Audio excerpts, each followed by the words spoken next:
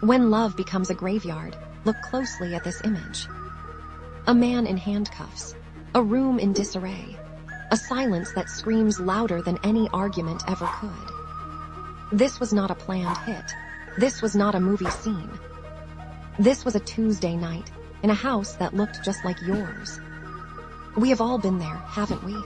The argument that will not end. The voices climbing the walls.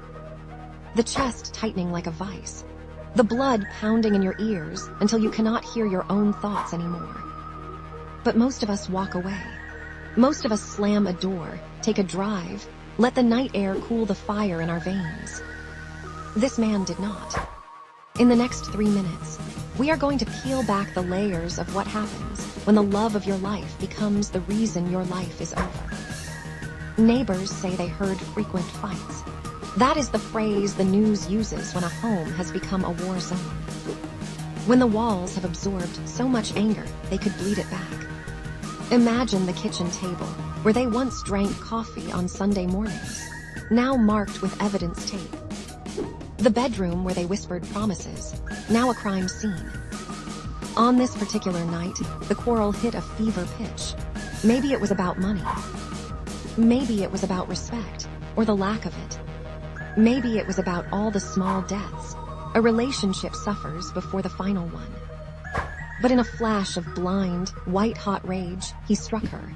He did not use a weapon. He used his hands, the same hands that once held hers. The same hands that slipped a ring on her finger. He thought he was winning the argument. He thought he was silencing her nagging voice. He did not realize he was silencing her forever. She collapsed instantly.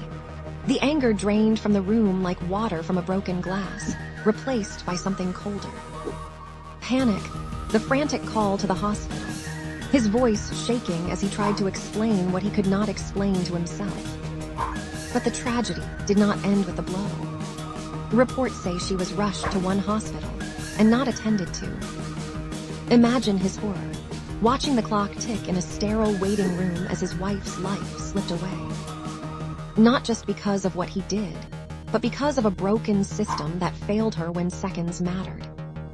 She was confirmed dead at the second facility. He is in custody now, but the cell he sits in is nothing compared to the prison he built in his own mind. While he stares at concrete walls, a mirror image tragedy was unfolding just miles away, driven not by a quarrel, but by a secret that was about to claim 3 more lives. Follow for part 2, the pregnancy.